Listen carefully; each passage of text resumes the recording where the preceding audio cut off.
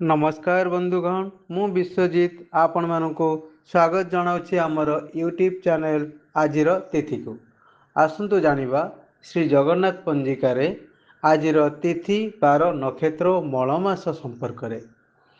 श्री जगन्नाथ पंजिका अनुसार आज ज्येष्ठ मासर 3 दिन इंग्राजी मई मास 17 तारिख रविवार। आज पुरी को सूर्य उदय समय 5 घंटा 14 मिनिट वृष राशि रे। आज पुरी को सूर्यास्त समय 6 घंटा 11 मिनिट बिछा राशि रे। आज तिथि प्रतिपद तिथि रात्र 9 घंटा 45 मिनिट पर्यंत। आज नक्षत्र कृतिका नक्षत्र दिबा 3 घंटा 8 मिनिट पर्यंत। आज राशि वृष राशि। आज जोग शोभन जोग दिबा 7 घंटा 20 मिनिट पर्यंत और परे अतिगंड जोग क्षय रात्रि 3 घंटा 8 मिनिट पर्यंत। आज करण किस्तुंग करण दिबा 11 घंटा 38 मिनिट पर्यंत और परे बबकरण रात्रि 9 घंटा 45 मिनिट पर्यंत। जोगिनी स्थिति और दूर यात्रा। जोगिनी पूर्व दिगरे रात्रि 9 घंटा 45 मिनिट पर उत्तर दिगरे। पापयुक्त और तिथि दोष हेतु यात्रादि शुभकर्म निषेध। चंद्र शुद्धि मेष वृष कर्कट सिंह कन्या धनु मकर और मीन एही राशि मानकर चंद्र शुद्धि। घात चंद्र बिछा राशि घात चंद्र।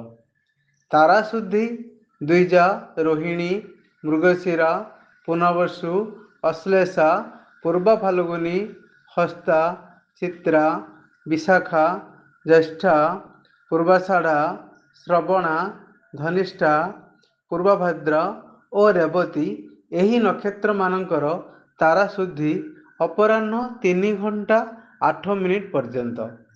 अपराह्न 3 घंटा 8 मिनिट पर अश्विनी कृतिका मृगशिरा आद्रा पुष्या मघा उत्तरा फाल्गुनी चित्रा स्वाति अनुराधा उत्तराषाढ़ा धनिष्ठा शतभिषा और उत्तरभाद्र एही नक्षत्र मानकर तारा शुद्धि।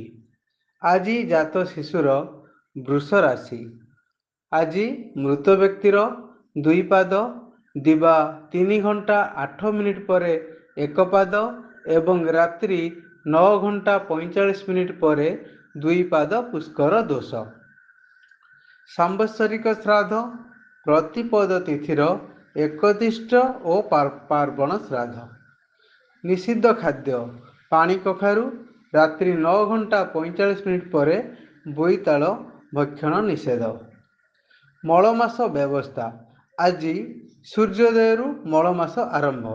यही चांद्र मलमासरे शुक्ल पक्षरे जात शिशुर स्वनक्षत्र पूजा परवर्ती वर्ष मानकरे ज्येष्ठ शुक्ल पक्षरे यथा नक्षत्र रे पालित हेब एवं एही मल शुक्ल पक्षरे मृत व्यक्तिर वार्षिक श्राद्ध मध्य ज्येष्ठ शुक्ल पक्षरे मृताह तिथि रे अनुष्ठित हेब।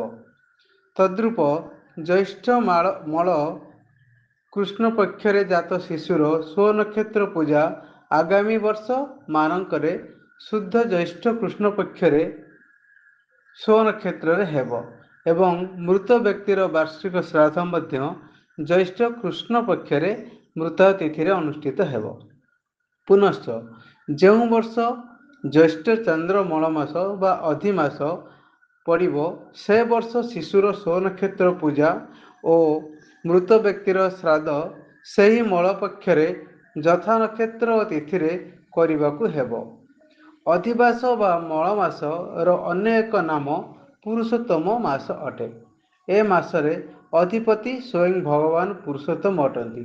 एणु ए मासटिरे स्त्री तैल आमिष वर्जन पूर्वक शुद्धपूत भाव श्री विष्णु को पूजार्चना और दान ध्यान कले अंते दिव्यलोक प्राप्ति हुए। ଏହି ମଳ ମାସରେ କୌଣସି କର୍ମର ଆରମ୍ଭ କିମ୍ବା ସମାପ୍ତ କରାଯାଏ ନାହିଁ। ଶୁଭ ବେଳା ଅମୃତ ଦିବା 6 ଘଣ୍ଟା 48 ମିନିଟ୍ରୁ 9 ଘଣ୍ଟା 12 ମିନିଟ୍ ମଧ୍ୟରେ, ଦିବା 11 ଘଣ୍ଟା 36 ମିନିଟ୍ରୁ 2 ଘଣ୍ଟା ମଧ୍ୟରେ, ସୂର୍ଯ୍ୟାସ୍ତ 6 ଘଣ୍ଟା 12 ମିନିଟ୍ରୁ ରାତ୍ରି 7 ଘଣ୍ଟା 52 ମିନିଟ୍ ମଧ୍ୟରେ, ଦିବା 11 ଘଣ୍ଟା 30 ମିନିଟ୍ରୁ 1 ଘଣ୍ଟା 27 ମିନିଟ୍ ପର୍ଯ୍ୟନ୍ତ। ମାହେନ୍ଦ୍ର ବେଳା ଦିବା 3 ଘଣ୍ଟା 36 ମିନିଟ୍ରୁ 4 ଘଣ୍ଟା 24 ମିନିଟ୍ ପର୍ଯ୍ୟନ୍ତ।